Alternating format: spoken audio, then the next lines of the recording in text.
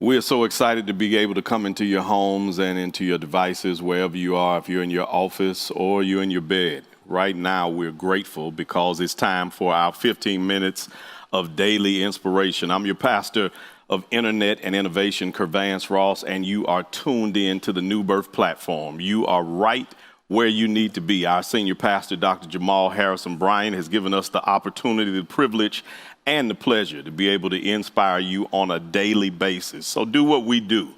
If you text 10 people, if you would share with 10 people, and if you would tag 10 people, let them know right now the lunchtime moment has started and your inspiration is right here.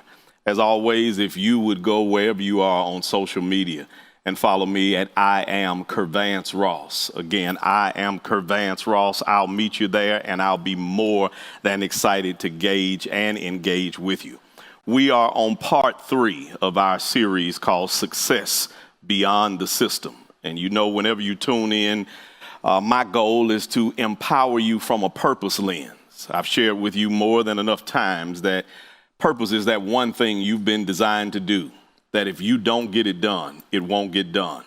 It comes naturally easy to you, but you overlook it because of its simplicity. And within that, it helps you resolve a burden that you see going on in society. And within that reality, this system sometimes that you are finding yourself in the midst of minimizes your success.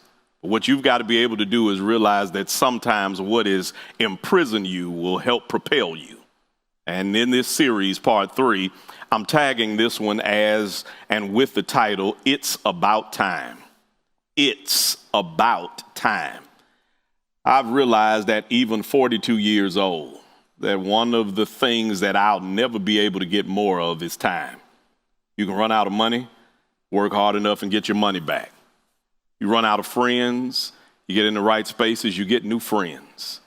But once you run out of time, there is no bank, there's no ATM, there's no space to go back and get time again. And for your purpose, from a plan standpoint, whether it's your life plan, your business plan, your financial plan, your spiritual plan, what you cannot do is find yourself on the sideline wasting time. What you can't do is find yourself in the space where you are minimizing one of the greatest commodities God has ever blessed us with. And in the passage here that we'll target to give us a takeoff spot for our inspiration, Ephesians chapter 5, verse 11 says something interesting. Don't waste your time on useless work, mere busy work, the barren pursuits of darkness. Expose these things for the sham they are. It's a scandal when people waste their lives on things they must do in the darkness where no one will see. It's a challenge when you find yourself wasting time doing useless stuff. It's like being on the hamster wheel, running hard, going fast, moving, and actually making no progress. And I've been in that space before where you're doing the job, going to the 9 to 5 simply because somebody told you that you needed a job, that you were trying to get a career, and you never focused on purpose. You woke up one day realizing that I can't waste any more time going to a place that I hate, sitting next to people that I can't stand, en route going nowhere. It forces you to be able to stand back and realize if I'm going to use my time, at least I should use my time for my purpose. And I'm challenging you. I'm encouraging you. I see you through the screen realizing that your hands are up and you say, preacher, that's me. I'm in the position where it's about time for me to move forward. I've been in this pandemic all of these weeks and I realize that there is more for me to do than just get up and go to this job every Sunday night about 5 o'clock. My stomach ties up in knots because I get nauseous. No, I got to go to a place that I hate.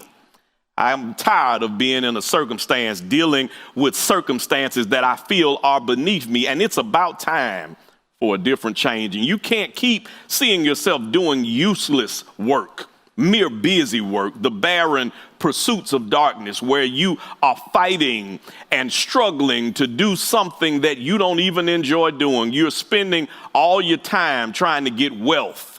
You get wealth, and then because you've minimized your health, you've got to turn around and use the wealth to buy back your health, and you find yourself in the rat race of going around and around and around, and you've still not found yourself operating at your optimum level of purpose. And you can succeed in a system that has been designed to make you fail, but you've got to realize and make the declaration, it's about time. It's about time that I changed. It's about time that I focused. It's about time that I cued in. It's about time that I've done what I know God has designed me to do. And there are a few things you've got to do for you to be able to confidently proclaim it's about time.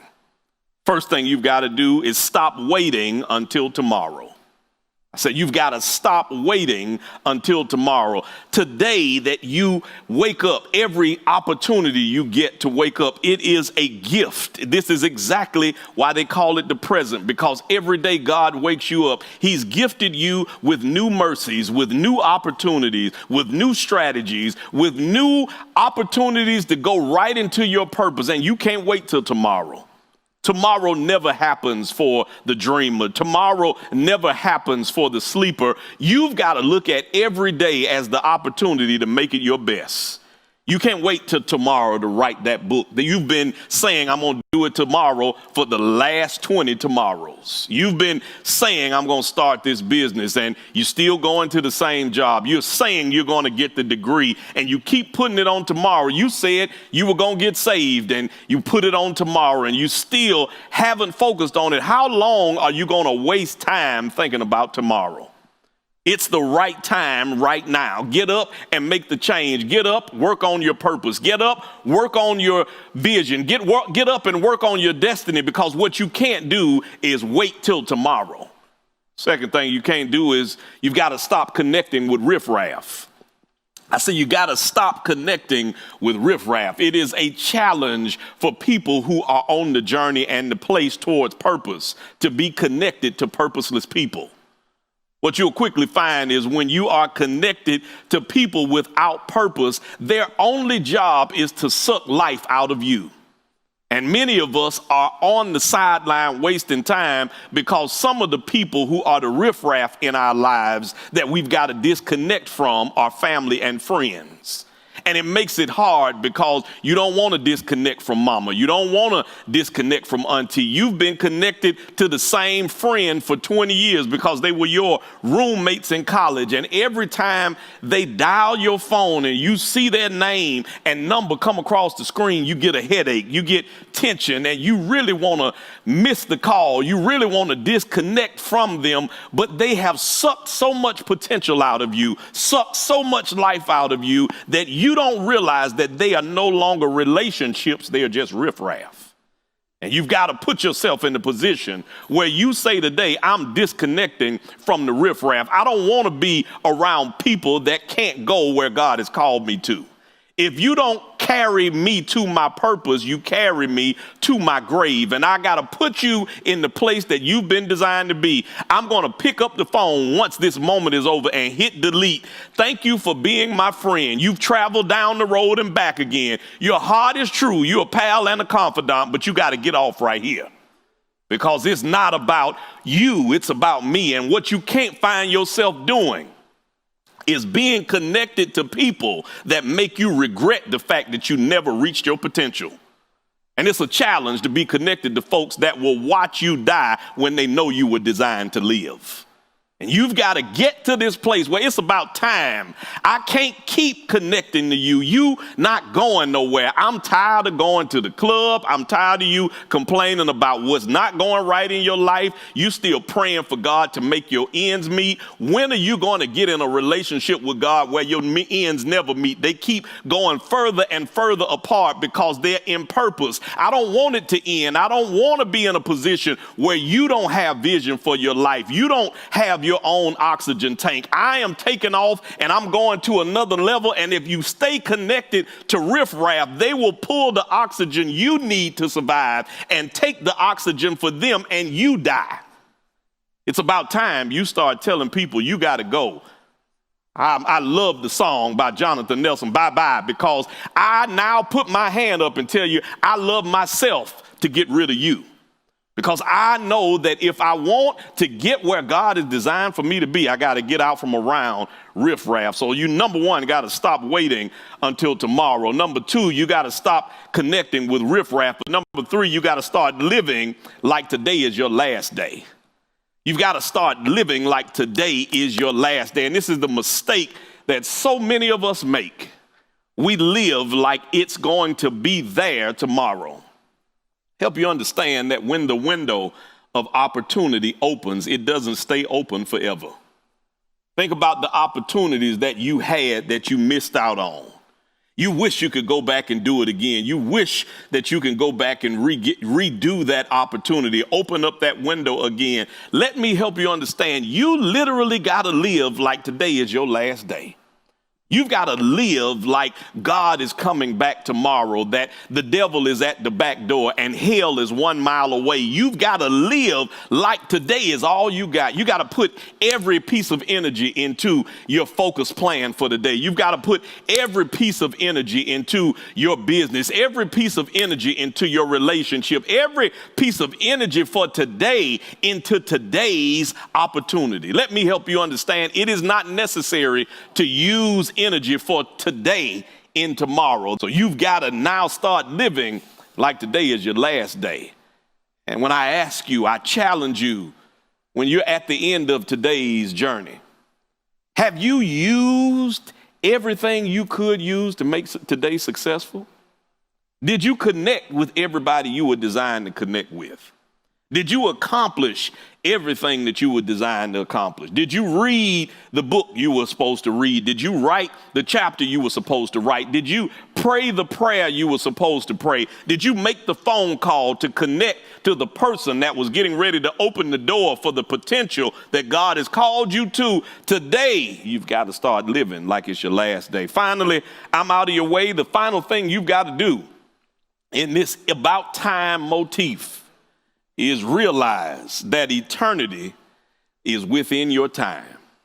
Eternity is within your time. What do you mean? I realize that we have made this whole concept about rapture and being caught up a post-apocalyptic perspective. We see it after the day would come where the Lord would be called up to meet us in the air. The word rapture is not in the Bible, but we see it eschatologically. We don't see it existentially, which means that there is a here and now theological perception of eternity. What you have to understand is God lives in eternity. And God is not ever consumed and restrained by time. Everything is right now to God. It's no tomorrow to God. It's no the next 5 minutes to God. Everything in God's mind is right now. That's why the Bible says God is always bumping into himself because he is from everlasting to everlasting. Everything is right now, but he created time for us so that we can slow down enough to catch up to the lessons, the principles, and everything he's trying to teach us. And what you've got to understand is you've got to pray to God while you're wasting time. God, if you would get in a temporary state of reverse and come meet me while I'm standing still in park, and put me along with you in a permanent state of drive so I can catch up to where you've been designed for me to be, you will stop looking at time as being wasted and realize that you're wasting God's eternity.